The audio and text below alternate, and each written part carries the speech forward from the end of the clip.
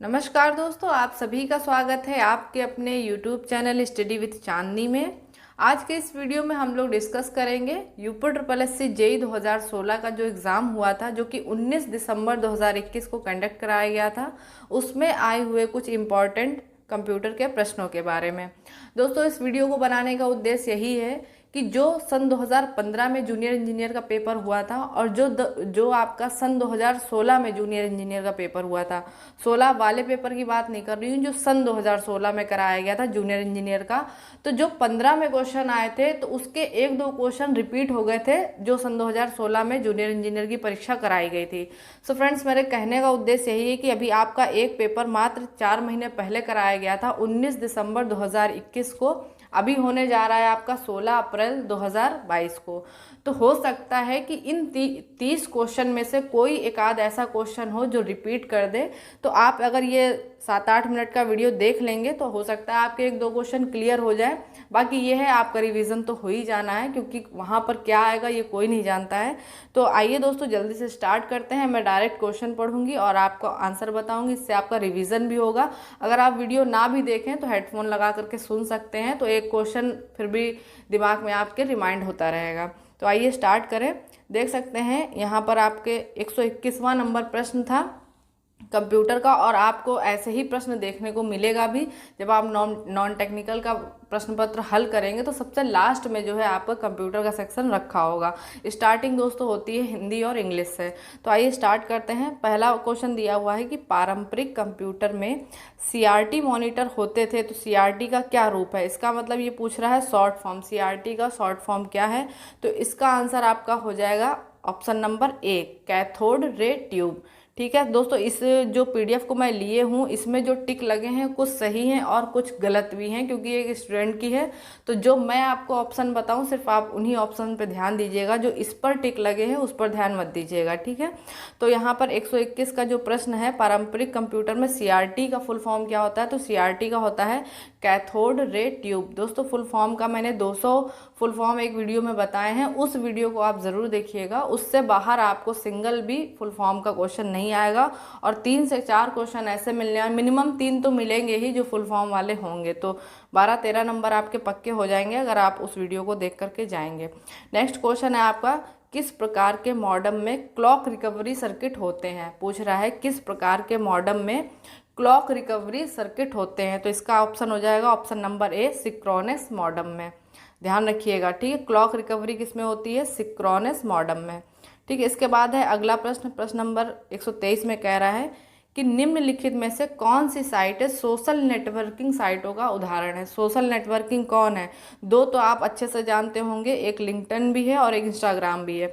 तीसरी आपकी ये और है, पिंटरेस्ट भी है। तो इसका ऑप्शन नंबर हो जाएगा डी, फर्स्ट, सेकंड और थर्ड सभी आपकी सोशल साइटें हैं। इसके बाद आपका है प्रश्न नंबर 124, और इसमें कह रहा है कि ईमेल हेडर में निम्नलिखित में से क्या प्रयोग होता है। तो ईमेल हेडर में आपका टू भी प्रयोग होता है, सीसी भी प्रयोग होता है और बीसीसी भी प्रयोग होता है। तो इस प्रकार ऑप्शन नंबर बना जाकर के डी, पहला, तीसरा और चौथा। यहाँ देख सकते हैं पहला, तीसरा और चौथा। तो ईमेल हेडर में ध्यान रखिएगा टू का भी प्रयोग होता है, सीसी का भी होता है और बीसीसी का, सेव का उसमें नहीं होता है। ठीक है, इसके बाद 125 नंबर प्रश्न में कह रहा है किस प्रकार का डिवाइस डिजिटल सिग्नल को किसी ऐसे रूप में रूपांतरित करता है जो उपयोगकर्ता के लिए सुगम होता है। ठीक है, आप साधारण से इस प्रश्न को साधारण भाषा में समझ सकते हैं। कह रहा है किस प्रकार का डिवाइस डिजिटल सिग्नल को ऐसे रूप में रूपांतरित करता है जो उपयोगकर्ता आसानी से उसे समझ सकता है या यूज कर सकता है। तो जब आप कोई भी चीज डालेंगे, इनपुट देंगे, तो जब तक वो आउटपुट नहीं निकल के आएगा आपके लिए वो सुगम नहीं माना जाएगा। तो ऐसी कौन सी डिवाइस होती है, आउटपुट डिवाइस होती, जो आपके कार्य को सुगम बना देती हैं। ठीक है, जब तक आप स्क्रीन पे कुछ नहीं देखेंगे तो आपको क्लियर नहीं होगा ना। तो वही चीज पूछ रहा है कि ऐसी कौन सी डिवाइस होती है। तो आउटपुट यानी कोई चीज निकल के बाहर आएगी तभी तो हमारे लिए सुगमता बनेगी। तो इसके बाद है अगला प्रश्न 126 नंबर पे, कह रहा है कि निम्नलिखित में से बाइनरी संख्या का कौन सा उदाहरण है। तो बाइनरी संख्या मैंने आपको हर वीडियो में लगभग बताया, 0,1 होती है, और 0,1 से मिलकर जितनी भी संख्या बनी होती हैं सभी आपकी बाइनरी संख्या के अंतर्गत आती हैं। तो इस प्रकार इसका ऑप्शन नंबर सी सही हो जाएगा। इसके बाद अगला प्रश्न है 127 नंबर। 127 में कह रहा है कि एसएसडी का क्या अर्थ है। देखिए, एक अभी प्रश्न ऊपर पूछा गया था सीआरटी का फुल फॉर्म, उसका था कैथोड रे ट्यूब, और अब पूछ रहा है एसएसडी का, तो इसका हो जाएगा solid state drive. Solid state drive, ठीक है, ध्यान रखना है आपको। तो फुल फॉर्म जरूर एक बार देख के जाइएगा, उससे 2-3 जो है क्वेश्चन ज़रूर आएंगे। आप चाहे किसी भी बुक से पढ़ रहे हो या मेरा वीडियो देख लीजिए, आपको जो चीज़ उचित लगे, लेकिन जो चीज़ श्योर आनी ही आनी है उसको ज़रूर पढ़ के जाइएगा। फुल फॉर्म आपके ज़रूर आने हैं, ठीक है। इसके बाद अगला प्रश्न है प्रश्न नंबर 128, और इसमें आपसे कह रहा है कि ईमेल के लिए निम्न में से किस प्रोटोकॉल का इस्तेमाल किया जाता है। तो इसका ऑप्शन नंबर बी सही हो जाएगा। एसएमटीपी और पीओपी प्रोटोकॉल का प्रयोग किया जाता है। एसएमटीपी का फुल फॉर्म हो जाएगा सिंपल मेल ट्रांसफ़र प्रोटोकॉल, ठीक है। तो 128 का आंसर बी सही होगा। इसके बाद अगला प्रश्न है प्रश्न नंबर 129, और 129 में कह रहा है कि माइक्रोसॉफ्ट एक्सेल में फॉर्मेट पेंटर को कई बार क्रमानुसार उपयोग करने के लिए निम्नलिखित में से कौन सी क्रिया करनी चाहिए। ठीक है, जो आपका माइक्रोसॉफ्ट एक्सेल होता है उसमें फॉर्मेट पेंटर करना है तो आपको क्या करना पड़ेगा, मतलब क्या प्रोसेस करना पड़ेगा। तो प्रोसेस नंबर सी नंबर करना पड़ेगा। फॉर्मेट पेंटर आइकन पर डबल क्लिक करना पड़ेगा। जहाँ पर भी आपके एक्सेल पर फॉर्मेट पेंटर का आइकन बना हो वहाँ पर आपको क्या कर देना है, डबल क्लिक कर देना है, ठीक है। अगला प्रश्न है आपका 130 नंबर, और इसमें पूछ रहा है आपसे कि ईमेल कम्युनिकेशन के लिए निम्नलिखित में से कौन सा प्रोटोकॉल इस्तेमाल किया जाता है। अभी इससे पहले 128वें नंबर पे भी हम लोग ने इसी का प्रोटोकॉल पढ़ा था, तो यहाँ पर ऑप्शन कुछ अलग दिए हैं। तो आप यहाँ पर देख सकते हैं, ईमेल का मैंने आपको बताया है एसएमटीपी और पीओपी तो होता ही होता है, साथ में आपका ये आईएमएपी और होता है। तो इस प्रकार ऑप्शन नंबर बना जा करके बी, सेकेंड, थर्ड और फोर्थ, ठीक है। जैसा कि आप देख सकते हैं सेकेंड, थर्ड और फोर्थ, तो ईमेल के लिए जो प्रोटोकॉल है ध्यान रखिएगा।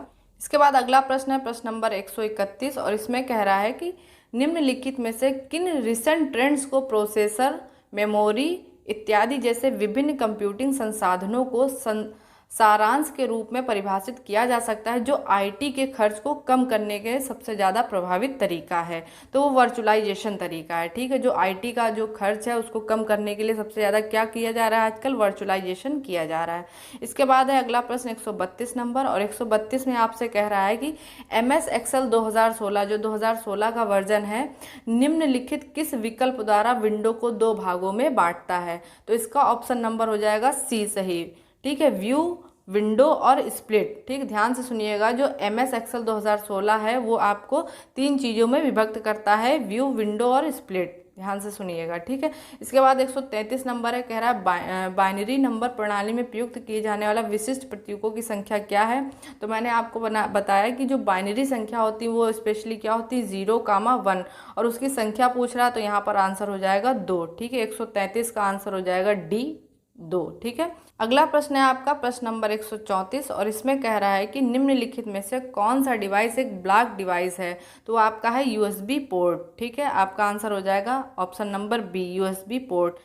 इसके बाद अगला प्रश्न है 135, और 135 में कह रहा है कि मेल प्राप्तकर्ता को दूरस्थ सर्वर से ईमेल पुनः प्राप्त करने के लिए निम्नलिखित में से कौन सी क्रियाविधि प्रदान करता है, ठीक है। तो मैंने आपको बताया, सबसे पहले तो आप यहीं से देख लीजिए, जो मेल का आपका वो सर्वर होता है वो मैंने आपको बताया POP और SMTP। अब इसमें भी कह रहा है, 2 प्रश्न बनाए हैं इसने कि दूरस्थ सर्वर के लिए कौन सा होता है, तो आपका होता है POP, ठीक है। ध्यान रखिएगा, मेल प्राप्तकर्ता को दूरस्थ सर्वर से ईमेल दोबारा प्राप्त करने के लिए कौन सा सर्वर काम करता है, POP सर्वर काम करता है।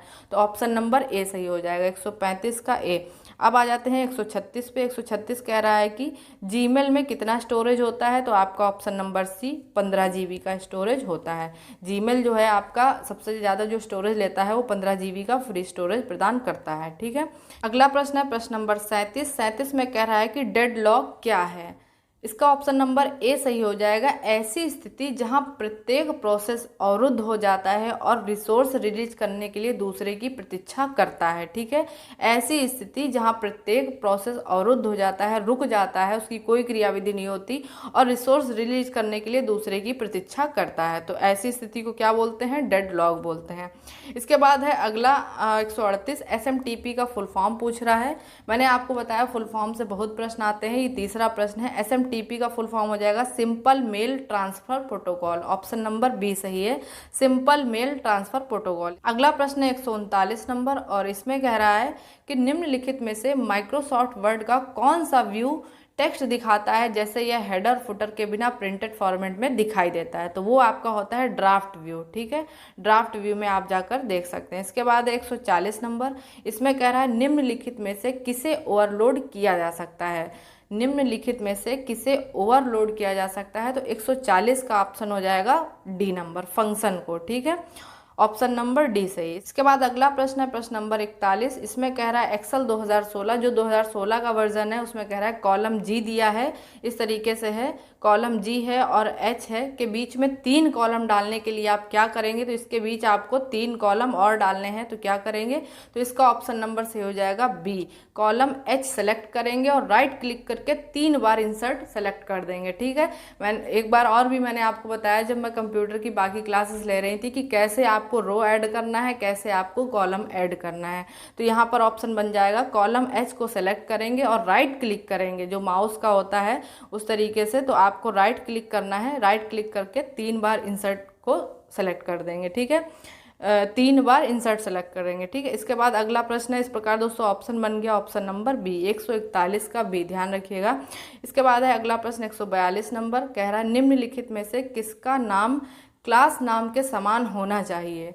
142 का आंसर हो जाएगा सी, कंस्ट्रक्टर। ठीक है, निम्नलिखित में से किसका नाम क्लास नाम के समान होना चाहिए, तो कंस्ट्रक्टर है वो। अगला प्रश्न है प्रश्न नंबर 143। इसमें कह रहा है ईमेल के बारे में निम्नलिखित कथनों को पढ़ें और सही विकल्प चुनें। आप दोस्तों सब देख रहे होंगे कि ईमेल से बहुत ज़्यादा प्रश्न पूछे गए हैं, तो ईमेल अभी तक नहीं दोहराया है तो काफ़ी ज़्यादा बार दोहरा लीजिएगा क्योंकि 3-4 प्रश्न इससे मिल चुके हैं। ठीक है, इसमें कह रहा है आपको कथन पढ़ना है और सही कथन की पहचान करनी है ईमेल के बारे में। ठीक है, पहला कथन है आपका यूज़र नेम और डोमेन नेम @ चिन्ह द्वारा अलग किए जाते हैं। क्या ये बात सही है? आपकी कोई मेल आईडी बनती है तो @ के बाद चिन्ह लगाने के बाद चीज़ें अलग कर देते हैं। या दूसरी कह रहा है ईमेल एड्रेस केस सेंसिटिव होते हैं, तो ये पहला ऑप्शन आपका सही है, दूसरा आपका गलत है। ठीक है, सेंसिटिव नहीं होते हैं, आप आसानी से किसी को भी ईमेल भेज सकते हैं, किसी की भी ईमेल आपको आ सकती है। और पहला आपका सही है, यूज़र नेम और डोमेन नेम जो आपका होता है वो @ चिन्ह लगा करके वो अलग कर दिया जाता है। ठीक, यूज़र नेम आगे का होता है। साथ ही आपका है 144 नंबर प्रश्न, कह रहा है कि ऑपरेटिंग सिस्टम सारी प्रक्रियाओं की सूचना कहाँ रखता है। जो आपका ऑपरेटिंग सिस्टम है वो सारी सूचनाओं की प्रक्रिया कहाँ रखता है, तो प्रोसेस टेबल में रखता है। ऑप्शन नंबर डी सही है। के बाद है क्वेश्चन नंबर 145। इसमें कह रहा है कंप्यूटर स्टार्टअप पर कौन सा प्रोग्राम निष्पादन करने के लिए कर्नेल को मुख्य मेमोरी में खोजता है और लोड करता है, तो इसका ऑप्शन नंबर हो जाएगा ए, बूट स्ट्रैप प्रोग्राम। ठीक है, बूटिंग भी मैंने आपको बताया है कि जैसे कंप्यूटर आप स्टार्ट करते हैं वो प्रक्रिया क्या कहलाती है, बूटिंग कहलाती है। इसके बाद है प्रश्न नंबर 146। इसमें कह रहा है कि निम्नलिखित में से क्या एस रैम की विशेषता नहीं है। ठीक है, एस रैम की कह रहा है इनमें से क्या विशेषता नहीं है, तो आइए देख लेते हैं। ऑप्शन नंबर बी सही हो जाएगा, इसे 1 सेकेंड में कई बार रिफ्रेश करने की आवश्यकता होती है। ठीक है, 146 का आपका बी सही होगा। जो आपका एस रैम है उसकी क्या विशेषता है, इसे 1 सेकंड में कई बार रिफ्रेश करने की आवश्यकता पड़ती है। ठीक है, इसके बाद है अगला प्रश्न 147 नंबर कि बुकमार्क का उपयोग MS वर्ड में किया जाता है, किस लिए किया जाता है। कह रहा जो आप बुकमार्क कर देते हैं तो वो किस लिए MS वर्ड में करते हैं, तो 147 का आपका हो जाएगा डी नंबर, भविष्य में उल्लेख के लिए डॉक्यूमेंट में एक विशिष्ट स्थान या टेक्स्ट की पहचान करने के लिए। ठीक है, जैसे मान लीजिए आपकी बुक भी है, नॉर्मल किताब या कॉपी जिसे आप पढ़ रहे हैं, तो पेज नंबर 37 पे आपको जाना है तो एक टैग आते हैं ना फ्लैग करके, उसको आप लगा देते हैं कि हाँ पेज नंबर 37 पे ये टॉपिक दिया है, तो वहाँ पर फ्लैग लगा दिया, टैग लगा दिया। तो उसी प्रकार से कंप्यूटर में भी होता है बुक मार्क। ठीक है, तो आप उस जगह बुक मार्क कर देते हैं, क्यों, क्योंकि आप भविष्य में उसी डॉक्यूमेंट पर आसानी से पहुँच जाए। इसके बाद अगला प्रश्न है प्रश्न नंबर 48 में कह रहा है निष्पादन में प्रोग्राम को क्या नाम दिया गया है। निष्पादन का मतलब है एग्जीक्यूशन। ठीक है, तो कह रहा है एग्जीक्यूशन में प्रोग्राम को क्या नाम, किस नाम से जानते हैं, तो आपका है प्रोसेस। ऑप्शन नंबर ए सही हो जाएगा।